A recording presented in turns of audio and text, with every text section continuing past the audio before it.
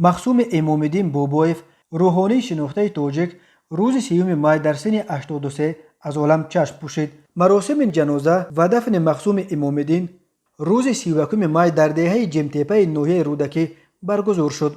رادیو آزادی به قول پیوندان مخصوم امام‌الدین خبر داد که او به علت بیماری قند و سکته قلب وفات کرده است.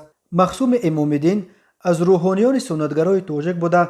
از شاگردان مکتب مشهور مذهبی قاری محمد جان رستموف معروف به مولوی هندوستانی و از همسبقان دامولو حکمت الله توجیک آبادی در این مکتب نام برده می شود. مخصوم امام‌الدین حدود 15 سال در دانشکده اسلامی به نام امام اعظم در شهر دوشنبه درس داده. سال قبل به رخصتی رفته است. در دانشکده اسلامی به رادیو آزادی گفتند او در بسیاری از مسائل فقهی و شریعت دانش عمیق داشت و خادمان دین اکثر وقت از او در مورد مسائل نکاح و طلاق مشورت می‌پرسیدند. به گفته پیوندان مخصوم امام‌الدین کتابی را هم در مسائل دین تهیه کرده به اتمام رسانیده بود، اما برای نشر آن فرصت نیافت. دامولو حکمت الله توجیک آبادی شریک درس مخصوم امام‌الدین و یکی از پیران روحانیان سنتگرای توجیک روز 13 اپریل سال جاری در روز اول ماه شریف رمضان در سن 80 از دنیا چشم پوشید.